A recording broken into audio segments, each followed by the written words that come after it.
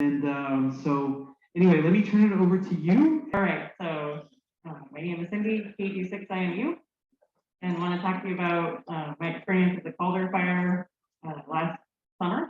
So we went on day 8 and day 9 after the fire started. And this was one of the stops that we made, and it was very motivating. It's like, catch as many as you can because you need to get out of here before the fire.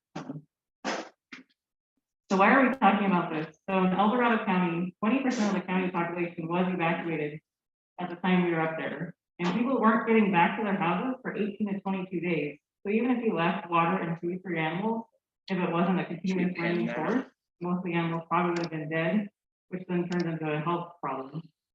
And also, it takes a lot of resources to help people that aren't prepared. So it's important to educate people before disasters so they can be ready to help themselves. So we're going to talk a little about the San Mateo County Large Animal Evacuation Group, which is the group I went with, and the fire, what it took to get us up there, getting the animals, unloading the animals, summary. And here's a little preview of the chickens, which are very important when you're working in California. So the San Mateo County Large Animal Evacuation Group is now hosted by the county. As of 2020, we helped in the CZU fire, which was the Santa Cruz and San Mateo County fire on the coast. We cared for 1,546 animals, and we safely returned all of them back to where they started from. Yeah, you heard I also helped with a campfire. One of my jobs there was trying to help return animals, and it was a much different story. So I'm very impressed with the large animal group because they're very good at details and keeping animals safe and returning them properly. It's still too blurry. Oh man, I'm trying. I'll describe it. Just go slow. Yeah, hard to say when you're doing it. So okay. We sent a 5-person large animal team were needed for El Dorado County. It was 3 potentially unique sites, which is the animal control for San Mateo County animal control staff went. And we also had 1 person go and staff the emergency operations center on the animal branch. So we all met in El Dorado County. We did not purple from the medical here.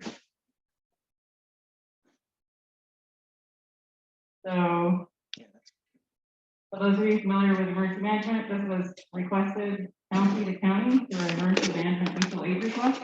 Unlike fire and police, which have a really good mutual aid system, there's not a mutual aid system for animal control officers. So we're lucky in San Mateo County, which I know I'm not sitting in San Mateo County, but San Mateo County is associated with animal control officers that are through potentially humane society. And we're able to form a team quickly. But other areas, like say City of Folsom, they're not associated with Sacramento County, and therefore it was harder to get people to go.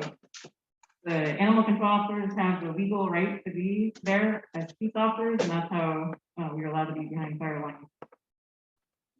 So for those of you that can't keep all the fires straight, the Caldor fire was named after the California Door Company that started in near Placerville and worked its way up eventually to Tahoe last summer. So on the first day, we were working up near the Pollock Pines area on Highway 50 corridor. On our second day, we were down more in the Somerset and all the vineyards back there. So one thing that's interesting is El Dorado County doesn't have a place to put animals. So in San Mateo County, we have the Cow Palace and the San Mateo Event Center where we can put animals. But if you have no place to store animals during a disaster, then you have to start getting creative. Sorrel Vineyard created a bunch of stalls, but we'll tell you later what happened and why they weren't available to take any of the animals. The small animal shelter was available to take animals that were being moved out of the area, but in the end, we had to go all the way down to Plymouth to go to a large animal shelter that Amador County Fairgrounds had, and so it was a separate operation from Amador County, but they were nice enough to let El Dorado County use their facilities. This is part of the thing, having the relationships, pre-planning of the county to figure out what you're going to do with your animals. So it takes a while to get resources there. The fire started on the 14th. We didn't get up there until day 8. We did animal evacuations for 2 days and then drove home. So all the teams are working in the mandatory evacuation areas. This is behind fire lines where you're legally not allowed to be. Some of the teams had more experience and they had the Nomex, the material that's good for being around fires. They are working much closer to the fire line than San Mateo County was. the media was back there and they posted a picture of the hog you see up there. So one of the teams had to be diverted to go find this hog that was in the media of, oh my gosh, the poor hog burned its feet and it's wandering around the burned up area. It's a lot easier to find volunteers on weekends. So 18 teams deployed on Sunday and there were only 15 teams on Monday. It was truly a community effort. You can see all the different places that were coming. There were explorer groups, there were animal control from all over Northern California. North Valley Animal Disaster Group is the one that was helping with the campfire. They're big in the north part of the state. So it's good to see everyone coming together. And 2 acronyms, usually it's called a county animal rescue team. San Mateo County does it differently and we're a large animal evacuation group. So what do you bring? You don't know what you're gonna end up. So it's kind of a little bit of everything. You know, during COVID, so you bring your hand sanitizer and mask, zip ties, ropes, radios, you know, treats, maybe you can bribe some animals come with you, tape, forms, halters, maps, paper maps, because you don't know what kind of internet you're gonna get up there. And so anyone that's worked in a disaster, it was a county to county request. We were officially requested to be up there. They told us to show up, nobody was there. They told us to go to the staging area. Again, they're like, who are you? We don't know who you are. So it took a lot of work to try to get actually into the disaster, even though we've been officially requested at the county level. And for those of you that know about disaster service worker paperwork, usually when you go to a different county, they require you to sign their paperwork and get sworn in to be protected. They were so busy, they did not do that. So I have never worked in an area that was that smoky. So you basically smell it, you taste it, you feel it. There's ash everywhere. It's burning your eyes. Your skin gets affected. There was an inversion there that was keeping it down at ground level. And the wind would pick up in the afternoon. You're like, this is great. I can actually breathe again. But the wind was blowing the fire faster and closer to you. So it's kind of like, which one do you want? The smoke or the fire coming faster at you? So the first staging area, they put adjacent to the roadblock out in the public area. So just to give you a picture of it, the ground was super sticky because the trees dropped sap on the ground. There's fly traps, so there's bugs everywhere. There's the people running the event. If you ever try to run a net control and you have people coming up to you, they couldn't get away from everyone that had questions. There was a bathroom. This is the last bathroom you're going to see for 2 days, so it's very important to always use the bathroom before you get out in the field. You can notice that the large animal team, we were wearing reflective vests, which was unusual, but we were complimented because it was easier to see our team in the smoke. I know a lot of ham radio groups also use vests to increase visibility. So staging area 2.0. So I don't know if anyone's heard of Code 3. They're a professional animal rescue group. They go to hurricanes, swiftwater rescue. They do it all. They drove through the night from Longmont, Colorado. And there were a lot of disasters going on at this time, and there was a relationship to someone in Dorado County, which is how they got to the Caldor fire, because the Caldor fire wasn't the biggest disaster happening at the time. They thought they'd be smart. You can see the person in the middle putting up the ham radio antenna. They thought they would be smart and run a radio net because the first days there wasn't anything going on. Now all the people running the event are inside an air conditioning trailer that has smoke filters on the air coming into it. They can literally walk the volunteers out, so they have it's good for them, but bad for the volunteers. They had everything set up in North Valley's animal group. A big trailer was there too. They had to move it farther away because these are big rigs that couldn't fit into the little parking lot we were in before. Plus all the sheer amount of animal control trucks that were showing up to help. So here's what the trailer team consisted of. We got assigned Folsom Police Animal Control Officer. We had a 1-ton truck with a 3 slant board trailer, which had a stud stall, which is important because the stud stall is a place that's separate from the other animals. So you can have different types of animals in the trailer. We had a pilot car, and the idea was a pilot car could go down narrow roads to see if we could actually get in there before we get the trailer committed and can't turn around. Those are that Chevron up near Fresh Pond and off Highway 50, if you're familiar with that, very, very smoky. So the daily schedule was the owner would leave a message asking for help on the hotline the county set up. The command post would sort calls previously received by geography only, not for the number of resources or paper resources that were needed. There was an all-team briefing that told you where you were allowed to take the animals for the day. Both briefings were like, we don't have a place for you to take the animals that you get out of the area, so you have to call us and figure out where we're going to put them later. They assigned the call to each team. Then we had to get the supplies and that we thought we need, call the owners to get more information about the particular call they were going on. In theory, we had to be out by 1900, which is when it was getting dark for that time of year. We tell the owners if we were able to get their animals or if we left them on the property or where we left them out of the area. I was very interested in why people left their animals. A lot of people didn't have a way to transport them. Had to leave so fast I didn't have time to get them. I didn't have a net to catch my chickens, was a very common one. I didn't think we'd be evacuated so long, thought I could just leave them. The most interesting one was my son was having open heart surgery and I wasn't home with my animals and I was locked out of the area. So when we're calling the owners, these are pretty large rural lots that are on wells. And so we want to know if we could get water, if we had to leave the animals there. Most houses are on wells, which need power. The power was cut. They had generators, but they're running out of fuel. So was there a gravity water tank that we could use to get water for the animals, or did we have to bring our own water for them? We went and got bags of whatever food we needed, pig food, chicken feed, things like that. Being a radio operator, you know how information, it would be a game of telephone, confirm what the actual address was. What's the gate code? How do we get into your property? Do you want us to shelter your animals in place, or do you want us to take them with us? And then for those of you on the emergency management side, paperwork always happens because the county is hoping to get feedback. So we used the ICS 214 form, the activity log. We filled one out for San Mateo County rules. They got a picture of it. El Dorado County, as the county we're working for, got the report. Your sign-in time and your sign-out time better match the event paperwork exactly to the minute. Otherwise, they were saying they wouldn't get feedback. We also had a team assignment. They got more and more organized every day. The second day that kind of had a summary of what we were doing for the houses we were going to. We had a team sign in also. Everything is always accountability, make sure we don't lose anybody. There was a door hanger. Every time we went to a property, you would post legally you're on the property, what you did. Like, what happens if the house burns down? Well, it burns with it. But at least they know that you've been out there. If you're out to the house repeatedly, like if the animal was sheltered in place, it would get signed every time someone out there.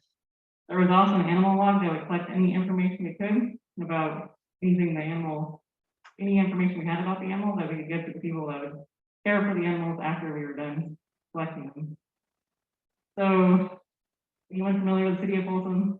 Kind of a suburban town, not what you guess would be a great match in terms of animal control officer, but very impressed with Cedar. If anyone knows her, she grew up on a ranch, so she had a lot of animal experience.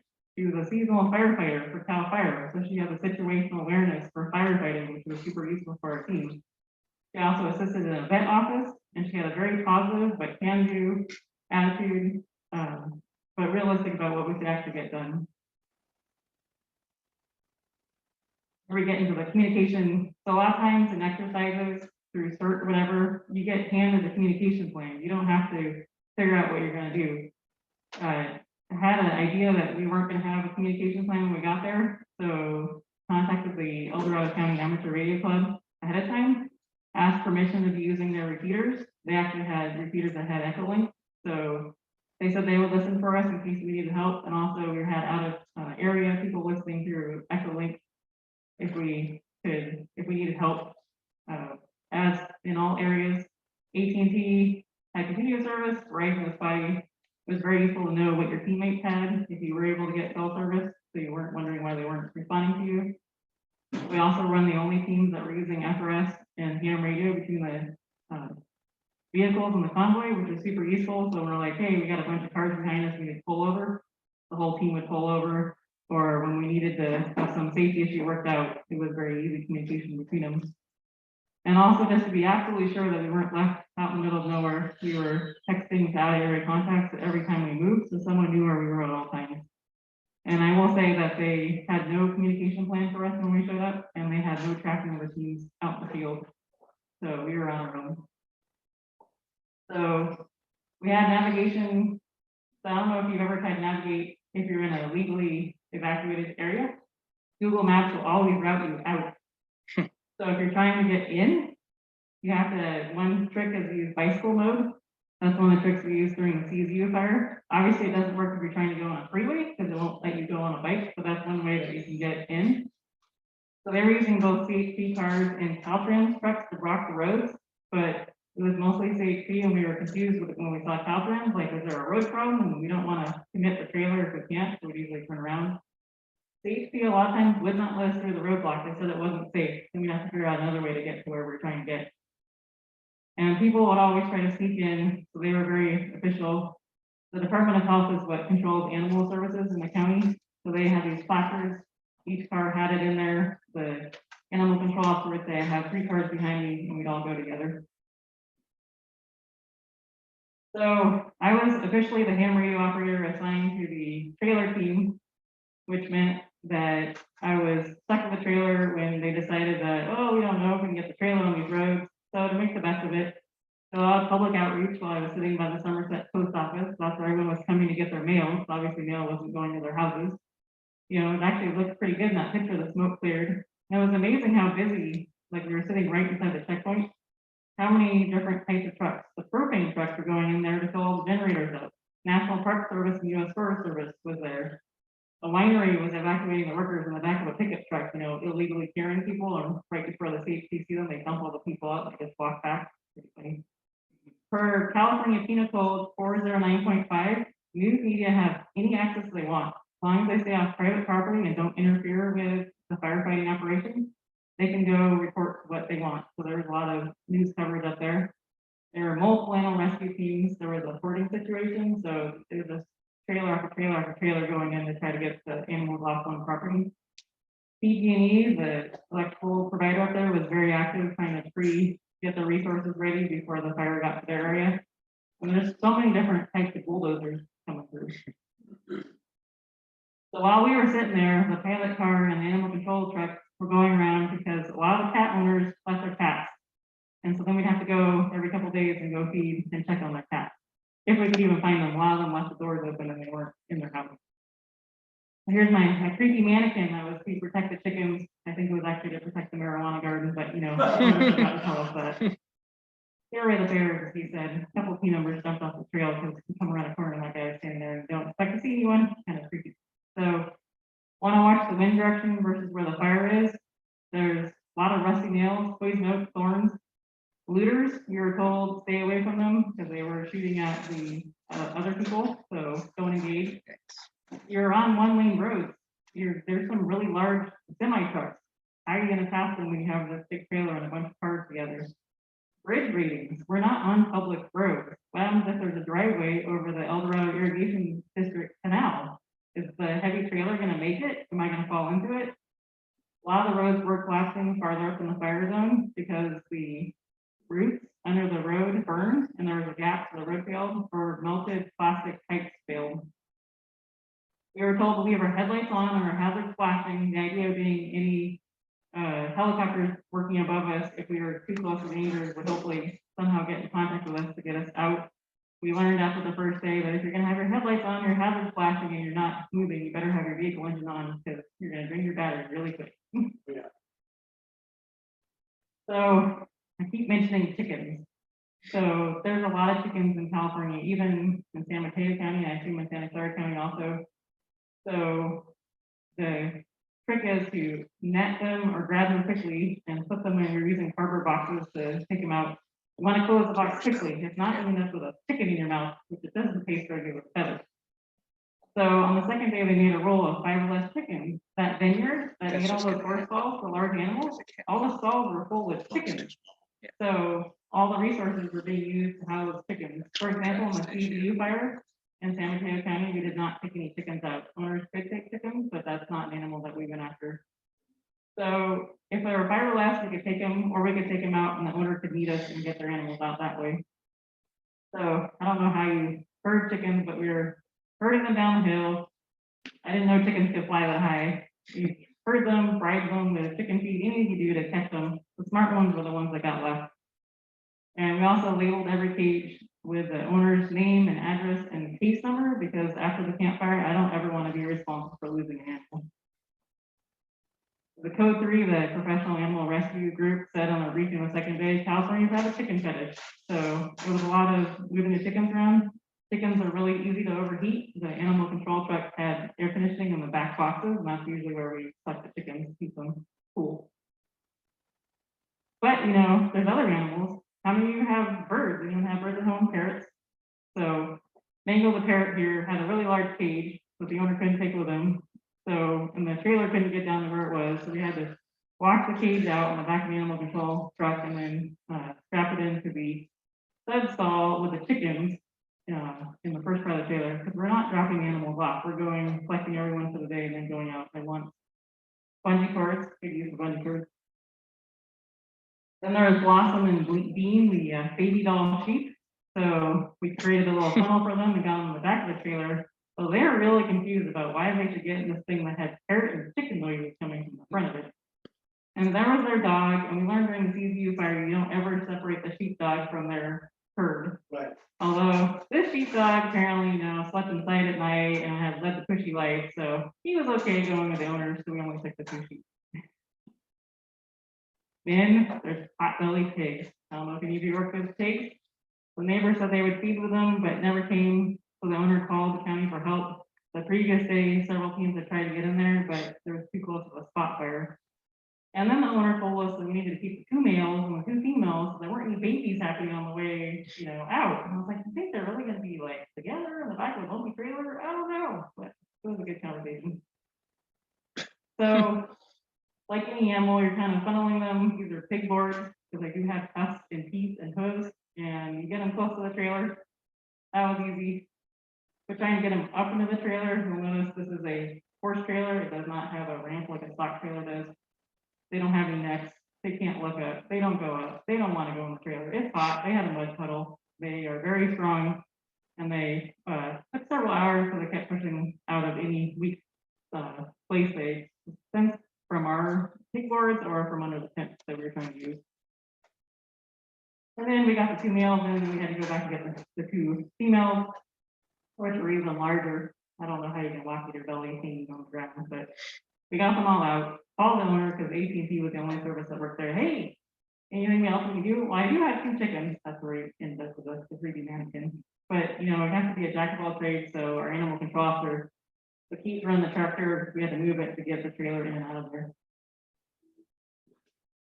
So we show up at the small animal shelter, which is actually the El Dorado County small animal shelter, and like, did it really take 6 people to bring 1 parrot? Where are the rest of your animals?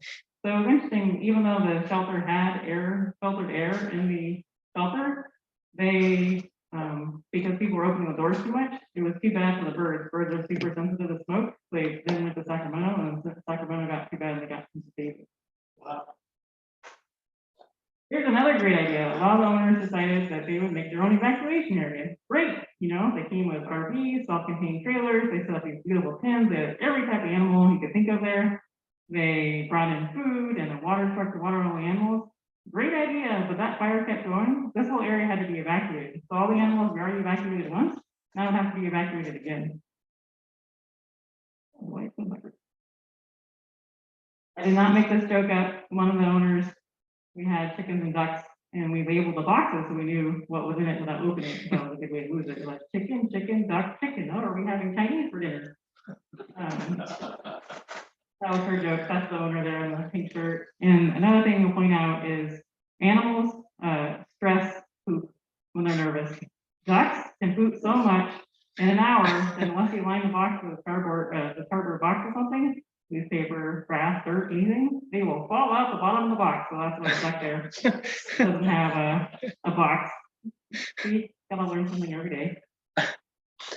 So the Amador County Fairgrounds had a very nice operation going on the Amador County side. We tried to go on their gate. They're like, nope, you're on the El Dorado side. El Dorado has a lot of volunteers, but their team was hadn't really been active in a while. And so they were very trying to catch up. They were trying to catch up ordering supplies, getting the animals.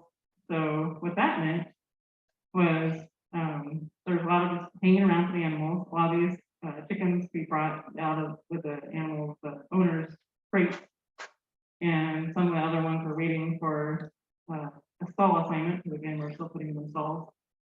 But otherwise, the pens weren't ready for the animals. So then not only do we have to get them out, but we have to reinforce the pens to make sure it's safe for whatever type of animal we're putting in. So here are 2 baby doll sheep, you know, with a horse overlooking them coming in. They approved of their facilities.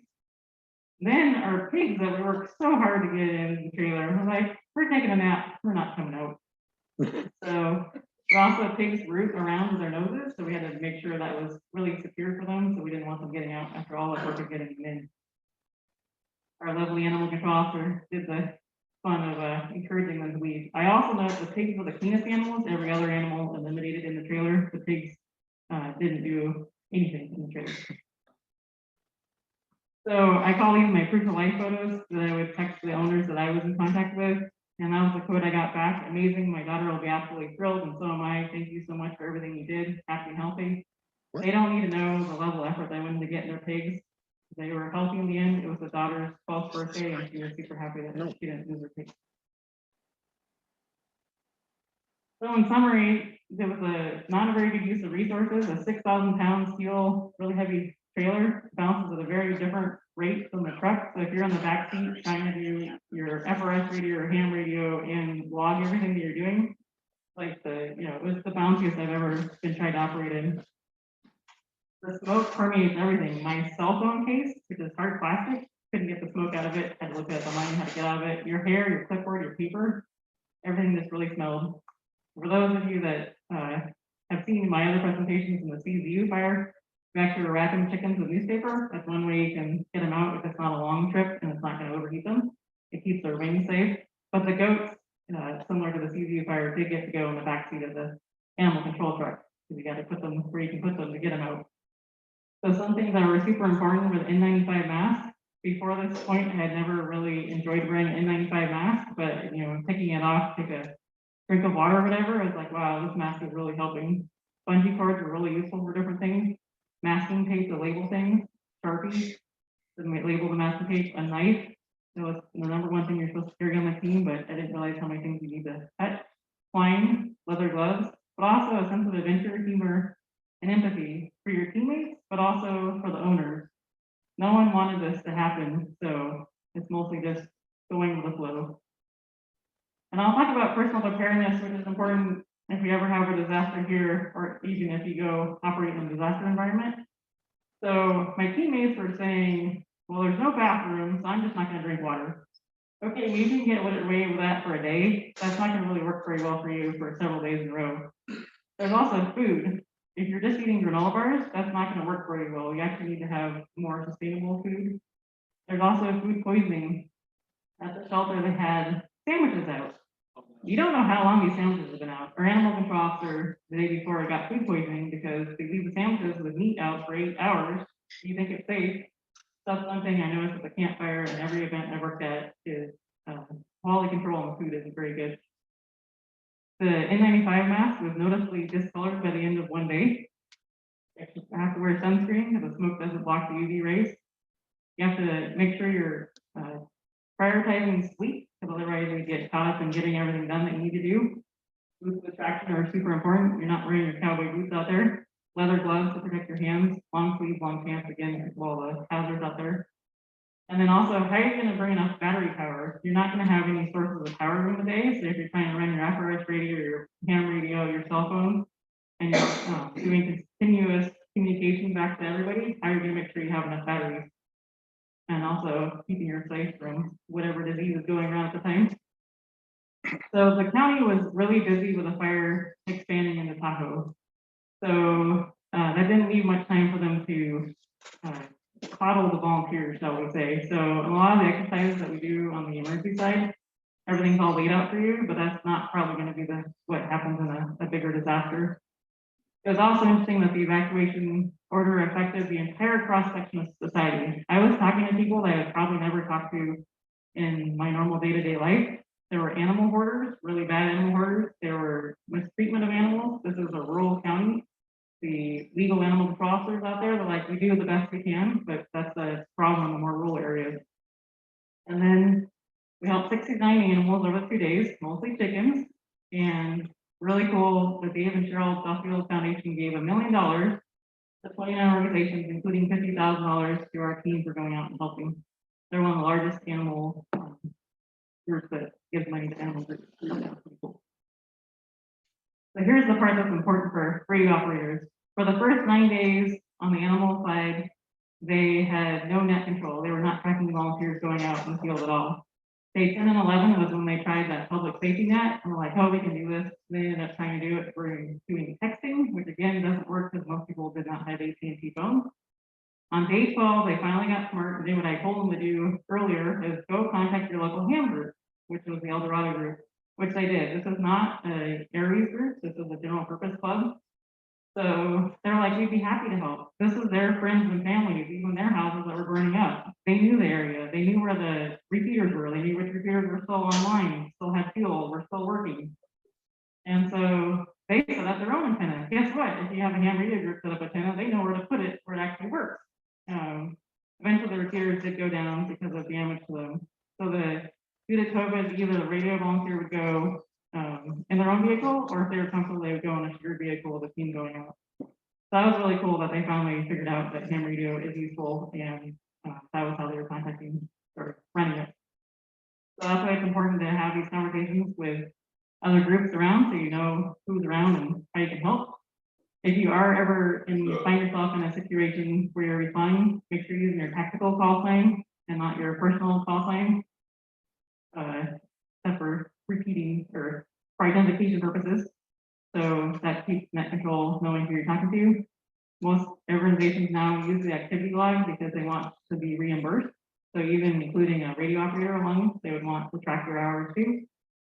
Plan what you put in your personal go bag. So in a fire situation, the other reason why you have multiple cars is if one car breaks, you don't want to get burned up. You have to be able to switch to the other car. You have to be really nimble. You can't take your entire car full of radio parts. What do you actually need for that day? Food, water, what radio pieces, batteries can you work with?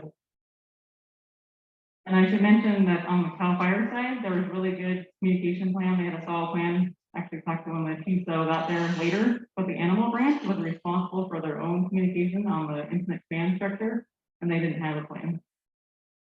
And so in the fire, we moved 2,000 animals. So overall effort did. You can see that we're still smiling at the end of the first day, although no pictures are taken the second day. So are there any questions?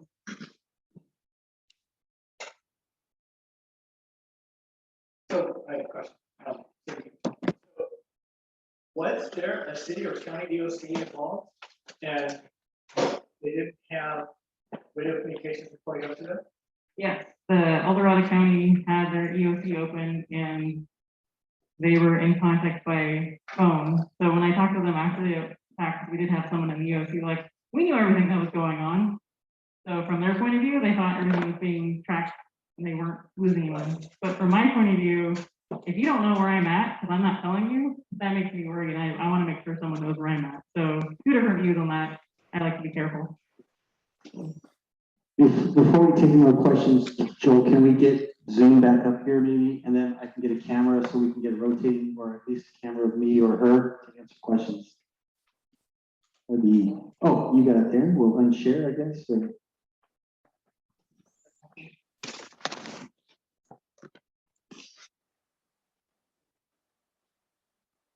Oh, I think you're okay, right? Does she need to unhook hers? Is that her laptop? Was she doing Zoom before? No. Okay. How did you get Zoom with that? No, but that's coming up yours over there. This picture here. No, this picture is coming from the laptop. Oh, it's Zoom from is hers. coming from the camera. Okay. Now I know. I've been educated. Okay. Oh, there I am. I see how it's working now. It's two separate systems. I'm a little slow, folks. All right. So thank you very much. We're going to take some questions. So let me get questions in the room first, since they're a captive audience, and then I'll try to negotiate Zoom, who I can't see. So we'll just try to trudge through that. So any questions here for Cindy? Yes. What's the difference between a technical call sign and a personal call sign? Yeah, so tactical playing is like we're large animal team one. So the beauty of that is day after day, you know what your team are versus if you're like our Now team there's not has enough light. 3 camera It's also operators, if you're trading it off, it's harder to tell, oh, TG6IMU versus whatever the person call them. It's a lot easier to track people, or like calling net control. You wouldn't be calling their personal call sign, you'd be calling net control.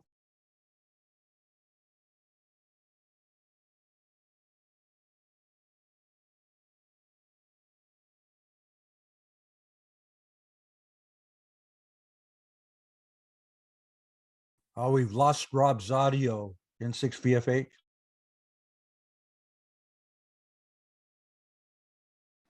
Try now. Try now, can you hear me? Yep. Okay, cool. All right, any other questions here in the room? Okay, Zoom on in, any questions? I have a question, Rob. Okay, Doug, I recognize the voice. I'm just curious on the list of animals that were rescued. I didn't see any dogs. Lots and lots of chickens, but no dogs. So I guess people took their dogs with them. Yes, and you also notice there's no horses, which is the main animal that we train for. So it was a hilly area, so that's why there weren't a lot of cows and other livestock like that. And I'm not gonna say anything because people like dogs and cats, but you know, except for the sheepdog, all the dogs got out. The cats were the ones that people were saying, oh, I can just leave my cat, and didn't realize they'd be gone so long. Yeah. So You hard to gather up cats if you had too many of them, but yeah, I guess the dog comes when they're called and they throw them in a car. Just curious to note that. yeah. Cindy, I had a question regarding the chickens now. So chickens all look alike. If for some reason they got mixed up, you just can't call them by name. How, I mean, you had to be very careful about separating them, I take it. You have to be very careful because there's very strict rules that you can't mix livestock, especially with poultry flu going around. Yeah. So that's why that's why there's so many horse stalls used. So if you're only taking one chicken from a property, that whole stall is used for that one chicken. So each property got its own stall essentially. And then especially with a 5 or less rule, then that would make sure, and we were trying, when they got there, they were also being put in smaller cages, so they were not getting mixed up. Wow, fascinating. There's just so much you have to learn out there. Yeah. That's pretty intense. And it's not like the chickens are, like our cats get chipped and chickens, you know, don't get chipped. And I imagine they don't have little bands on their. So we actually brought bands with us. Oh, So okay. if we had brought, if we had taken a horse out, we either write with a crayon on its foot or on its butt, or we put a paper collar on it Okay. to track it.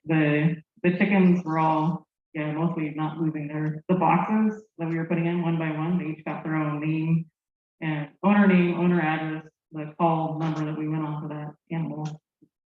Man. Because you have to return them all when you're done. Or hopefully the owner will come up. That's where zip times come, you know, I'm thinking zip time. Yeah, Joel's talking about zip ties there. So fascinating stuff. It's just not so much the rescue and logistics, it's all the paperwork, and very impressive, very impressive. It looks like Daryl's got a question. I'll repeat it for Zoom there. So you had ICS 214, which is the activity log. Did you have to do other formal message logs, messages like ICS 213 and a 309 call log? So Daryl's question was about the 213 and other forms. Go ahead. Yeah, so good thing I did not, because I was only logging my messages basically on my 214. Like, this is the most bumpiest environment I have ever tried to do run a net, and because none of my other teammates were helping with the paperwork, so I was doing the, you know, everything on it. It's ours, sure. So, and then the good news was the driver obviously was not logging where they're going all day. So luckily the driver, because they're driving for like 12 hours, the people driving the trailer on the pilot car, luckily they were able to say, see my passengers, you know, see this person's log. That's where I was all day, which was nice because you don't want to be writing all your paperwork at the end of the day when you just want to go back and sleep. I hope this isn't a macabre question. What about dead animals? Were there statistics on that?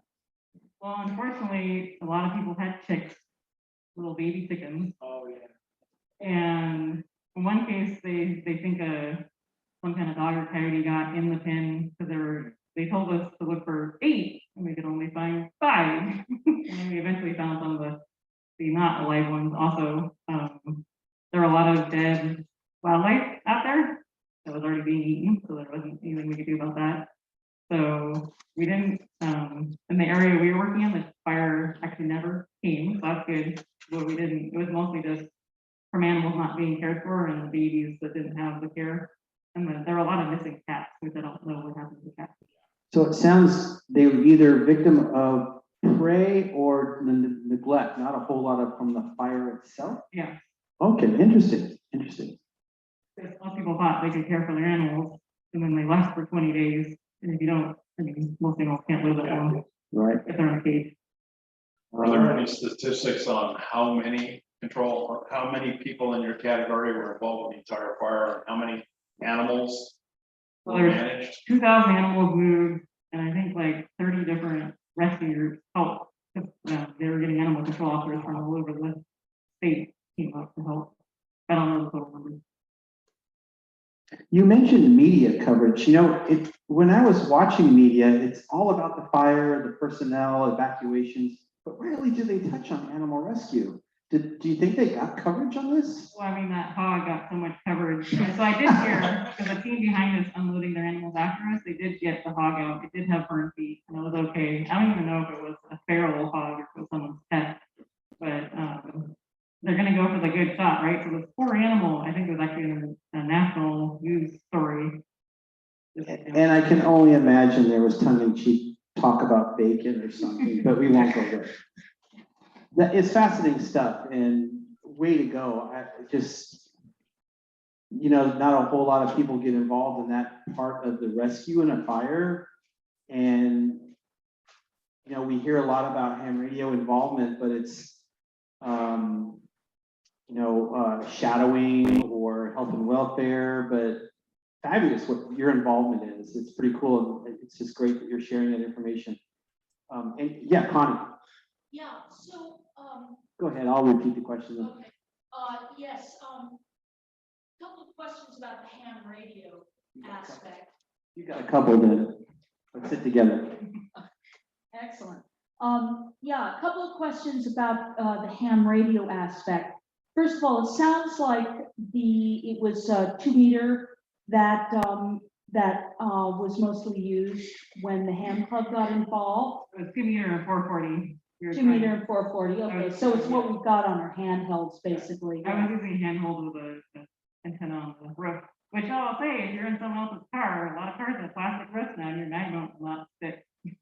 Yeah, interesting. And so what would you, I mean, if you could roll back, how do you think the ham club could have been used more effectively? I mean, it wasn't until like day 11. Yeah, it wasn't until I was making noise when I first got there, because the people in the ham radio club were super friendly, super helpful. They wanted to help. They didn't want to sit by.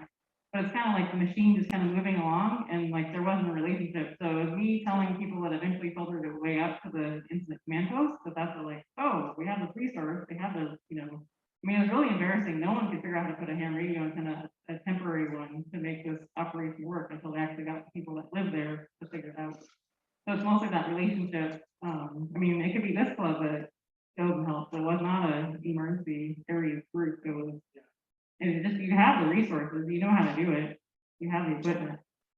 So would you suggest like a club like this, sort of like, could we do an event where we like say, okay, there's a fire, there's an earthquake or something, you got to evacuate animals or people or something. Let's see if we can throw up an antenna and set up communications and have a plan. And I think there's actually a lot in Santa Clara County. I know they do a lot. yeah, Yeah, we just got done doing Trails Canyon Trails Canyon, where we simulated if there was an evacuation order versus an evacuation warning. An order means you must leave, you do not have a legal right to be there. And so we were simulating that and vehicle traffic getting out of the west side of 13. So we do those drills. so how do you throw up an antenna in 5 minutes? It's called a comm van. And people set up their stations, and we bring, and people do bring their HTs back down and whatnot. So a group, an Aries group, you only get an Aries group, Aries Races group is organized. An Aries Races group is organized like Cupertino Amateur Radio Emergency Services, or the San Jose Races Aries group, Santa Clara Races or Aries group. We all have training, and we learn, we put together a go kit. And that go kit has items that are required for 2-hour or 12-hour operations. And we put up, when we're called to activate, we simulate whatever the incident is, and we actually put our stations together and get going and, you know, get activated. Start a resource net, start a command net, report it to the city or to the county, whomever may be needing the reports, that sort of thing. So there's a whole host of what we call incident command system, national emergency management, ICS training that we all go through. But even like field day is a great practice. Absolutely, field day. So think about field day, right? So Rob just said we're gonna do field day at Ringsore Park, okay? And we're gonna be 2 Alpha. So that day, 2 stations are gonna get put together, antennas are gonna go up, and they're gonna start communicating. That's what field day is actually all about. If you read the definition for field day, it is about operating in situations that are not ideal or suboptimal conditions, and making contacts, as many contacts as you can. That's what field day is really all about. The other thing to consider is that Daryl's group is far more active within that county.